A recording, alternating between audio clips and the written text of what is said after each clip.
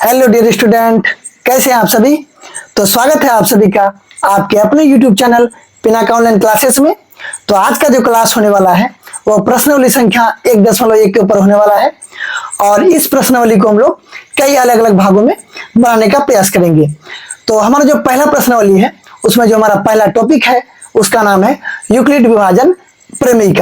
तो काफी ज्यादा इंपॉर्टेंट टॉपिक है, बिल्कुल आसान है और मैक्सिमम आपको 3 से 4 नंबर यहाँ से एग्जाम में आपको देखने के लिए मिलेगा। तो एक बार समझिएगा, बिल्कुल समझ में आएगा और बोला जाए तो मुफ्त का नंबर आपको एग्जाम में मिल जाएगा। इसको समझने से पहले हम लोग एक भाग का मदद लेंगे एग्जाम्पल के तौर पर कि एक भाग है, हम लोग भाग लगा रहे हैं इसमें।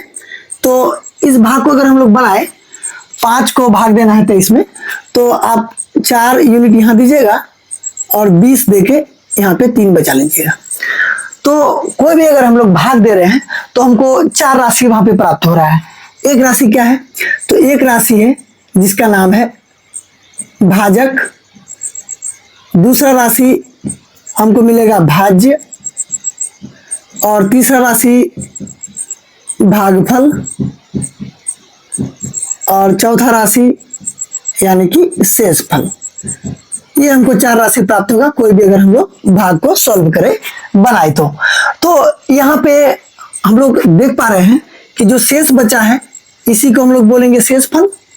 कोई दिक्कत नहीं है, हम लोग 7वीं कक्षा 5वीं कक्षा 6ठी कक्षा में इसको बहुत बारी पढ़े भी है। तो ये हो गया शेषफल और ये हो गया भागफल। और इन दोनों में जो काफी बच्चों का डाउट रहता है, काफी कंफ्यूज, डाउट तो नहीं सब पता रहता है लेकिन कंफ्यूज आ जाते हैं ना कि कौन सा भाज्य होगा कौन सा भाजक होगा। तो अभी हम लिख के आपको बता रहे हैं कि ये जो चीज है इसका नाम है भाज्य और ये जो चीज है इसका नाम है भाजक। अब याद कैसे रखें, तो शेषफल तो हमेशा याद रहेगा, ये तो शेष बचा हुआ है। भागफल कितना बारी में भाग लगा रहे ये तो याद रहेगा। भाज्य और भाजक में बहुत ज्यादा बच्चा जो है इसको कंफ्यूज कर देता है कि कौन सा भाजक बने कौन सा भाज्य बोले। तो याद रखिएगा, जिस प्रकार रक्षा करने वाले को रक्षक कहते हैं उसी प्रकार भाग देने वाले को, जो भाग दे रहा है यानी कि जो काटेगा उसको बोलेंगे हम लोग भाजक। जिस तरह रक्षा करने वाले को रक्षक और काटने वाले को भाजक। तो इस 4 राशि में इंपॉर्टेंट क्या है, यूक्लिड विभाजन प्रमेय में इसका काम क्या है।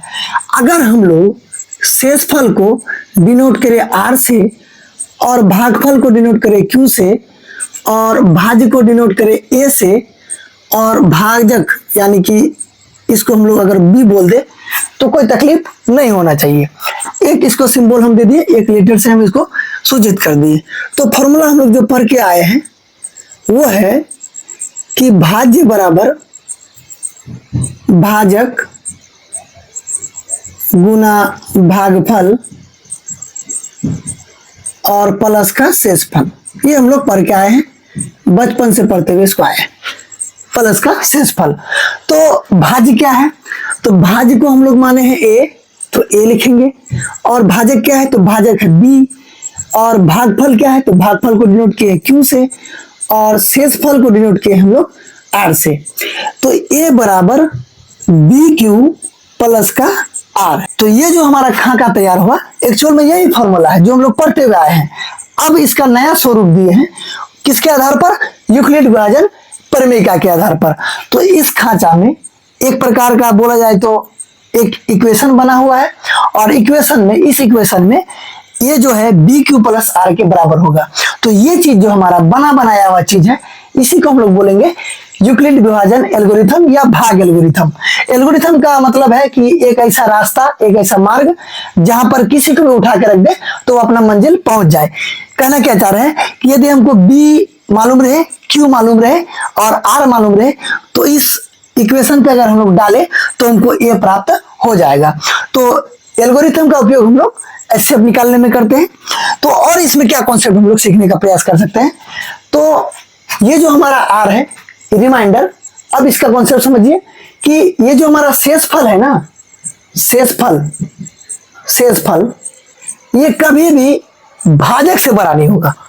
कहना क्या चाह रहे हैं कि यदि हम लोग बचपन से भाग बनाते हुए आए हैं कि 5 भागा 23 कर रहे हैं, क्या हमने कभी ऐसा किया कि 15 लगा दिया और यहाँ 8 बचा दिया? क्या कभी ऐसा किया? कभी ऐसा नहीं किया, और ऐसा होगा भी नहीं, बिल्कुल ये गलत टेक्निक है। तो कहना क्या चाह रहे हैं कि शेषफल जो है वो ऑलवेज भाजक से छोटा होगा। तो छोटा माने किससे? भाजक से। देख लीजिए चिन्ह इसका, यानी कि भाजक से हमेशा छोटा होगा। और क्या शेषफल होगा? या तो शेषफल 0 से बड़ा होगा। शेषफल किससे बड़ा होगा? 0 से बड़ा होगा, या कभी कभी 0 भी हो सकता है।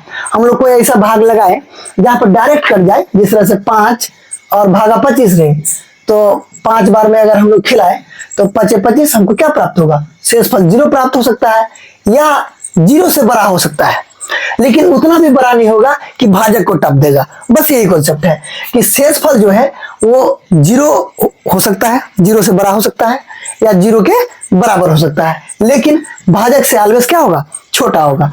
तो यानी कि अगर हम लोग शेषफल को बोले तो रिमाइंडर r और भाजक यानी कि b, और ये बराबर हो सकता है या बड़ा हो सकता है किससे?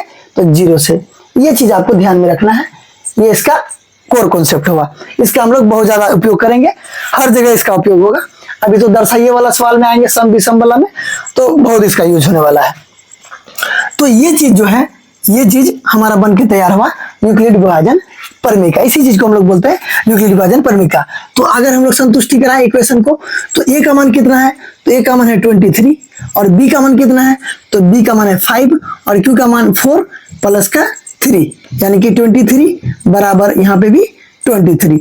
यानी कि इक्वेशन का आपको कहानी मालूम है, ये इक्वेशन दोनों तरफ आपस में क्या होगा? बराबर होगा। तो ये चीज से एमसीक्यू क्या क्या बना है उसको भी हम लोग एक बार देख लेते हैं। तो ये जो 2 सवाल है, ये बिहार बोर्ड का सबसे फेवरेट सवाल है। इसी तर्ज पे आपको सवाल पूछा जाता है। ये भी विगत वर्ष का ही सवाल है जो एमसीक्यू में यानी कि 1 नंबर में पूछा गया है। तो सॉल्व में क्या करना है? सब चीज यहाँ पे दिया हुआ है।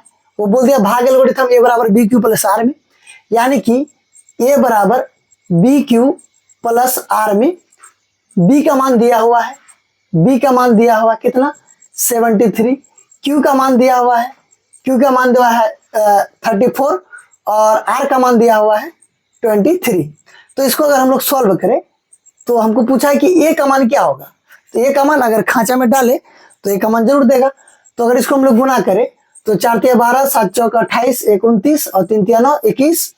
तो ये हो जा रहा है हमारा 24 और 8 और 2, 2482, और प्लस का 23, और a बराबर अगर हम इसको जोड़ दें तो ये हो जा रहा है 5, 8 2 10, 5 और 2, यानी कि a का मान हमको प्राप्त हो गया कितना?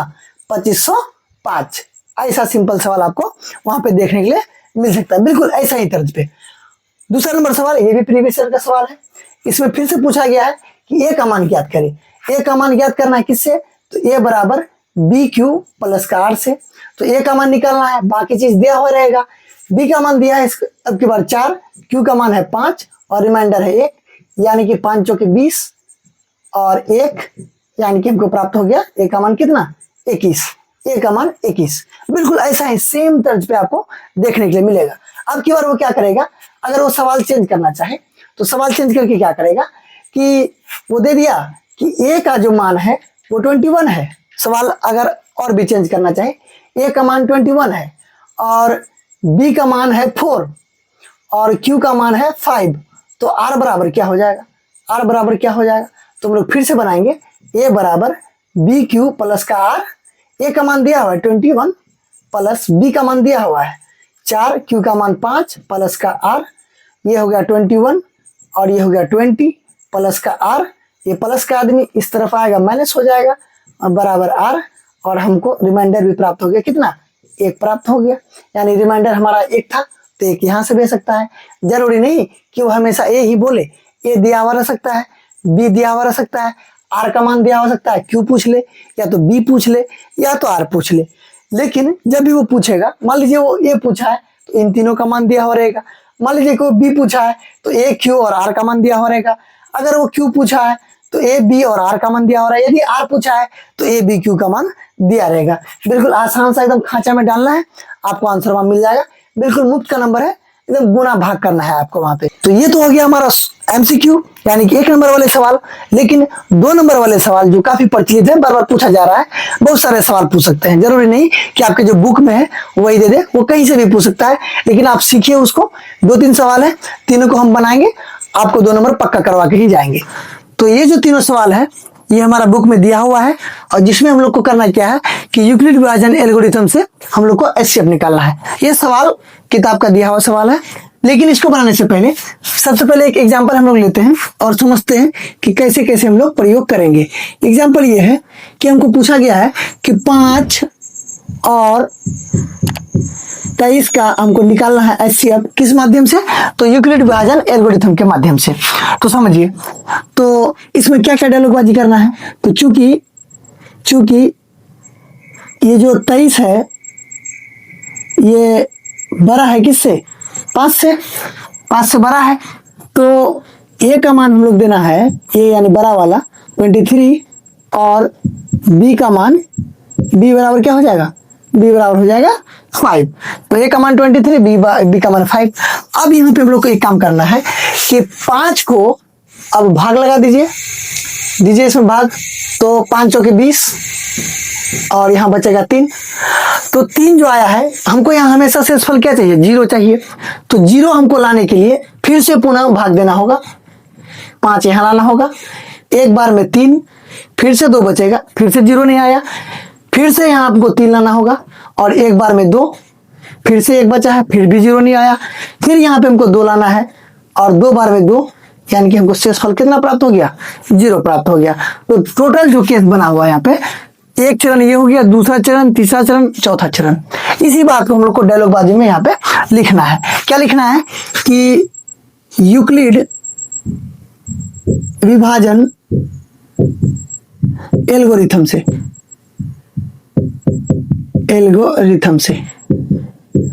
क्या है यूक्लिड विभाजन एल्गोरिथम? तो ए बराबर बी क्यू प्लस का आर, जहां वही वाला केस जो हम आपको बताते हुए आए हैं कि जहां आर जो है हमेशा भाजक यानी कि बी से छोटा होगा, और कभी कभी 0 के बराबर भी हो सकता है या 0 से बड़ा भी हो सकता है। ये डॉलर आपको हमेशा चिपकाते रहना है, कॉन्सेप्ट यही वाला है। अब हमको करना क्या है कि चरण नंबर 1, पहला चरण में हम लोग क्या लिखेंगे? चरण नंबर 1 चरण दे दीजिए, या स्टेप दे सकते हैं, या लिख सकते हैं कि पहला चरण, जैसा आपको मर्जी चले वैसा आप लिखिए। तो पहले चरण में हमको क्या प्राप्त हो रहा है? तो पहला चरण में हमको प्राप्त हो रहा है कि ये जो हमारा ए है, ए कौन है? ए है 23, बी कौन है? तो बी है 5, क्यू कौन है? क्यू है 4, और आर कौन है? आर है 3। ये सब आपको लिखना नहीं है वहां पे, ये आपको हम दिखाने के लिए दिए कि पहला चरण जो इतना कटा है हमारा, यहाँ से लेकर यहाँ तक, ए का मान कितना है? तो ए का मान है 23, बी का मान कितना है? तो बी का मान है 5, क्यू का मान कितना है? 4, और आर का मान कितना है? आर का मान है 3। तो बोलिए आया है कि नहीं आया है? अभी तक नहीं आया। हमको यहाँ हमेशा शेषफल 0 लाना है, यानी कि चरण नंबर 2। चरण 2 में चलते हैं। चरण 2 में क्या करना होगा? चरण 2 में अब की बार ये हो जाएगा हमारा ए, ये है, ये हमारा बी है, ये हमारा क्यू है, और ये हमारा आर है। यही बात को लिखना है कि पहला है दूसरा चरण में ये ए का मान हो जाएगा 5, और बी का मान हो जाएगा 3, और क्यू का मान हो जाएगा 1, क्यू का मान हो गया 1, उसके बाद और आर का मान हो जाएगा हमारा 2। अभी भी 0 नहीं आया है। तीसरा चरण में, अगला चरण चलते हैं। तीसरा चरण में आइए, इसको ध्यान से देखिए, ये वाला में ए कौन है? ए है 3, दिख पा रहे हैं? ये हो गया 3, ए है 3, ये है क्यू, ये है आर, और ये है हमारा बी। ये सब आपको लिखना हुआ नहीं है, बस हम आपको दिखा रहे हैं कैसे कैसे करना है। तो पहला ए का मान हो गया 3, बी का मान कितना है? बी का मान है 2, क्यू का मान कितना है? तो 1, और रिमाइंडर कितना है? तो रिमाइंडर है 1। अभी भी 0 नहीं आया है। अब आइए लास्ट चरण जहाँ पे 0 आया हुआ है, तो चरण चौथा। ये सब आप लिखना चाहें तो लिख सकते हैं, नहीं भी लिखना चाहें तो डायरेक्ट आप ऐसा कर सकते हैं, डायरेक्ट आप आंसर दे सकते हैं, जरूरी नहीं है ये स्पेशल ऐसा कोई नहीं कि लिखना ही पड़ेगा, जरूरी नहीं है। तो चौथा चरण में क्या हो रहा है? चौथा चरण में हमारा ए का मान कितना है? तो ए का मान है 2, और बी का मान कितना है? तो 1, और क्यू का मान कितना है? तो 2, और रिमाइंडर कितना है? तो रिमाइंडर है 0। तो जब भी रिमाइंडर हमको प्राप्त हो गया, तो रिमाइंडर जब प्राप्त हो इसी लाइन में हमको आना है कि बी कौन था, तो बी था 1। यानी कि कौन ऐसा संख्या है जो 0 लगा रहा है, भाजक क्या था इसका, कौन ऐसा भाजक है जो 0 ला रहा है शेषफल, तो 1 ही तो वो भाजक है। यानी कि इसलिए हम लोग को लिख देना है अतः 5 और 23 का HCF कितना हो जाएगा, HCF 1 होगा। 1 क्यों होगा कि 1 वो संख्या था जो यहाँ पे शेष पर हमारा 0 लाया, तो जब भी 0 आए तो यहाँ पे जो संख्या बी पे रहेगा वो हमारा क्या हो जाएगा, HCF हो जाएगा। तो ये ढांचा आपको वहां पे देना है और आपको 2 नंबर मिल जाएगा मुफ्त में। भाग ही तो लगाना है, कोई खेला थोड़ी करना है, तो ये भाग है और इसी भाग को हम लोग चरणबद्ध लिखेंगे तो प्राप्त हो जाएगा। जरूरी नहीं कि चरण लिखना जरूरी है, आप बोलेगा सर ये सब नहीं लिखेंगे, कोई दिक्कत नहीं, डायरेक्ट ये 4 वाला लिखिए, जहाँ पे 0 आया HCF घस दीजिए, कोई दिक्कत नहीं। 1 नंबर भी नहीं कटेगा, 1 नंबर नहीं काट पाएगा, आधा नंबर भी वो नहीं काटेगा। एक तरफ उसको भाग दिखाइए और डायरेक्ट 4 वाला लिखिए, अतः इसका HCF 1 होगा। ये जरूरी नहीं है, स्पेशल केस लगाइएगा तो बढ़िया बात है। अब आइए हम लोग सवाल लगाते हैं 135 और 225 जो हमारा बुक में दिया हुआ है, पहला नंबर का पहला सवाल। तो पहला सवाल हम लोग बना रहे हैं। सवाल पूछा है कि 135 और 225 का हमको HCF निकालना है युग्म विभाजन एल्गोरिथम से। सबसे पहले तो चूंकि 225 बड़ा है किससे, तो 135 से, 135 छोटा है, तो 135 जब छोटा है तो a बराबर हो जाएगा हमारा 225 और b बराबर हो जाएगा हमारा 135। ये बात आपको वहां लिख देना है। अब साथ ही साथ यहाँ पे भाग भी लगा देते हैं कि 135 और भाग किस में जा रहा है, 225 135 गुना 270 हो जाएगा, काम नहीं है। एक बार में 135 लगाते हैं और इसको घटाते कितना हो रहा है, तो 0 और यहाँ पे हो गया 9, 90 बचेगा और 90 बचने के बाद 0 नहीं आया, फिर इस 90 को यहाँ रखेंगे और 135 को यहाँ लाएंगे। 135 और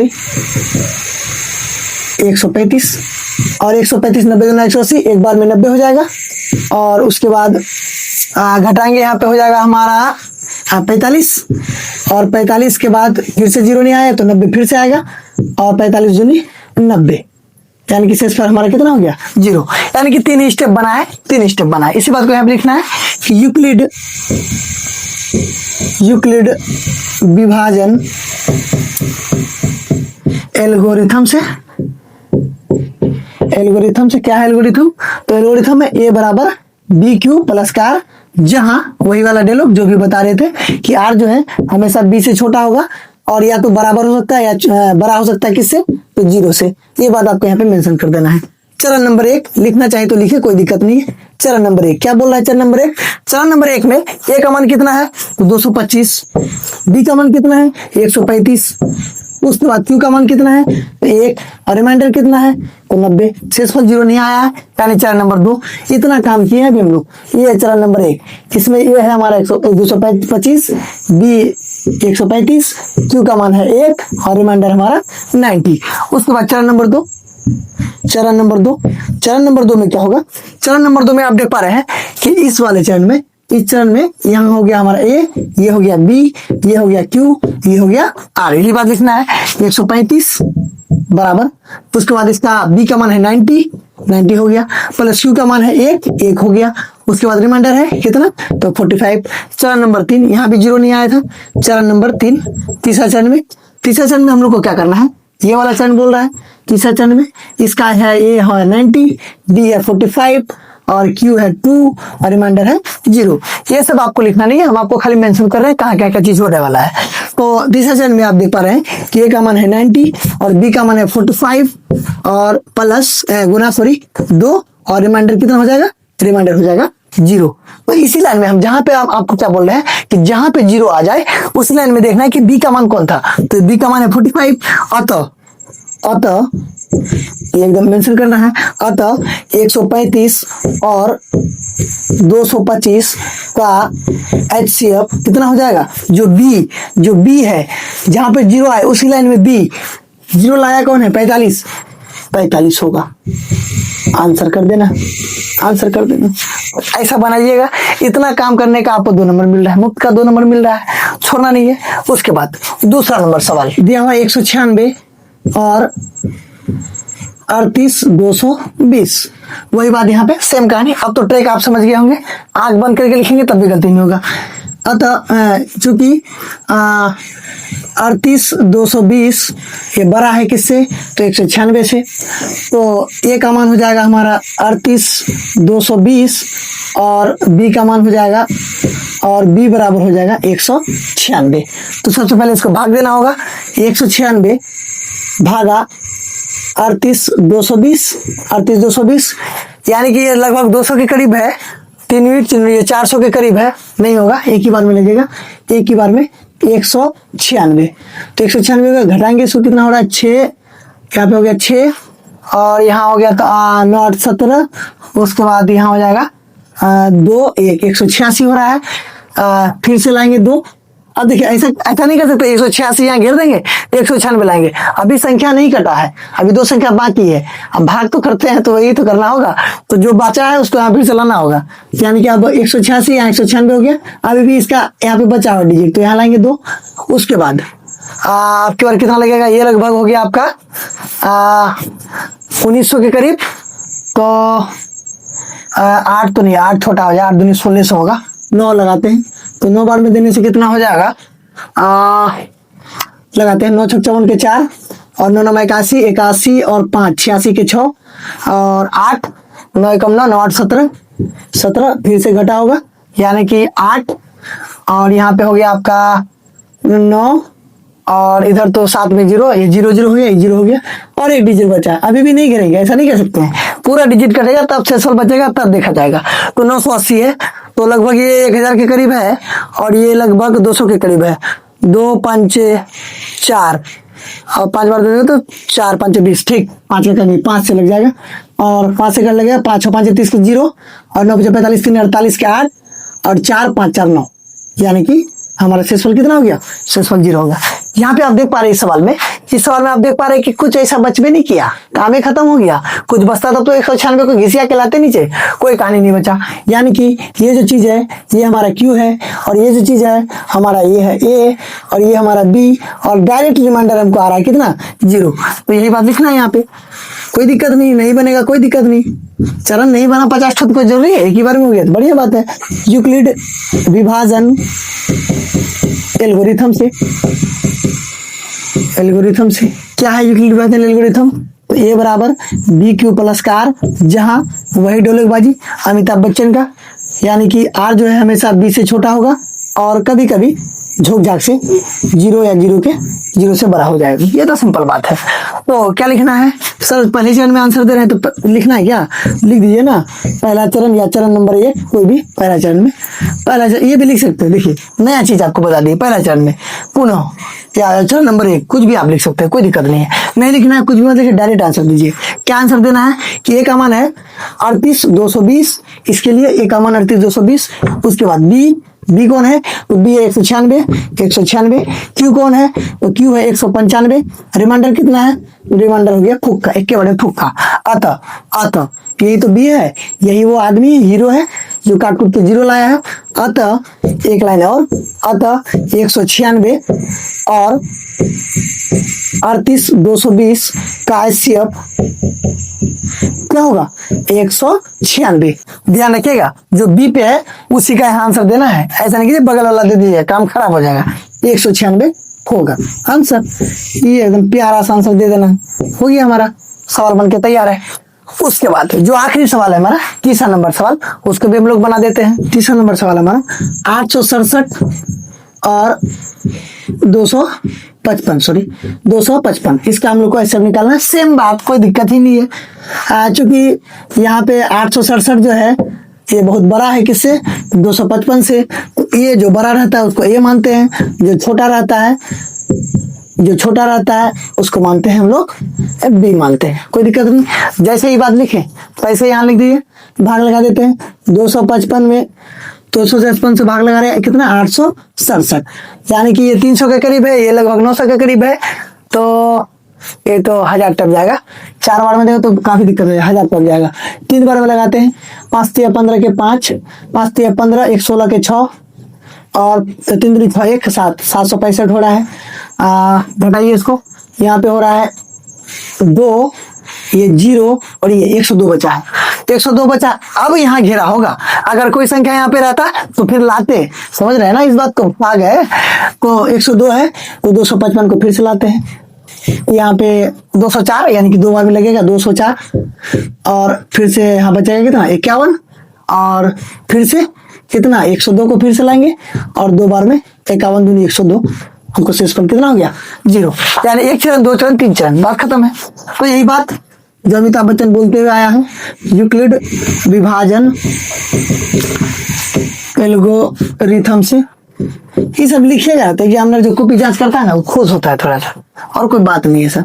आंसर तो आपको भी पता है, आप फैक्टर कीजिएगा आंसर पता चल जाएगा, लेकिन लिखवा रहा है ना इसी का तो नंबर है, एगो नंबर बेसी, तो क्या फायदा। क्या है ए बराबर बी क्यू प्लस का आर, जहां वही वाला बात कि आर जो है बी से हमेशा छोटा होगा। आप भूल चूक से कभी 0 हो सकता है, 0 से बड़ा हो सकता है, लेकिन इतना बड़ा भी नहीं होगा कि बी को एकदम तरफ दे, कोई दिक्कत नहीं। 3 चरण लिखना है। चरण नंबर 1 यानी कि पहला चरण बोल देते हैं। पहला चरण में या तो आप ऐसा भी लिख सकते हैं, चरण नंबर 1 या पहला चरण। पहला चरण में क्या हो रहा है, ए का मान कितना है 867 है, बी का मान ए बराबर, ये तो ए हो गया, बी का मान हो गया 255, उसके बाद क्यू का मान हो गया 3 और रिमाइंडर हो गया कितना 102। दूसरा चरण में क्या हो जाएगा, दूसरा चरण में आपका हो जाएगा ये वाला चरण, देखिए ये का मान कितना हो जाएगा 255। उसके बाद बी हो गया 102 और क्यू हो गया 2 और रिमाइंडर यानी आर का मान कितना 51 से बचा था। तीसरा चरण में देखिए, तीसरा चरण ये रहा हमारा, तीसरा चरण ये चरण नंबर 3, तीसरा चरण कुछ भी यहाँ पे लिखिए, एकदम सजा के लिखिए। लेकिन तीसरा चरण में ए का मान कितना है 102, बी का मान 51 और क्यू का मान कितना है 2 और रिमाइंडर कितना है 0। तो 0 आ गया कि नहीं आ गया, 0 आ गया तो ये है हमारा बी, यही बी है। जो भाजक रहता है उसी को बोलते हैं हम लोग एचसीएफ। अतः 867 और 255 का एचसीएफ कितना हो जाएगा 51 होगा भी लिख देते हैं, होगा आंसर। कोई दिक्कत है, कोई परेशानी नहीं है। तो ये जो है हम आपको टोटल आपको 4 सवाल दिखाए, तो ऐसा जरूरी नहीं समझिएगा कि यही तीनों को आएगा, कुछ दे सकता है। अब अगर आप जोड़ सीख लिए हैं, 1 पन्ना 2 पन्ना जोड़ सीख लिए हैं तो हो गया ना। अब जरूरी थोड़ी कि एकदम पूरा एकदम बंडले जोड़ बनाना है, कोई जो जोड़ देगा तो बना लीजिएगा। तो थोड़ा सा भाग है, भाग में थोड़ा सा डायलॉग बाजी है, उसके बाद लाइन से एकदम लिखना है, हो गया काम बन गया हमारा।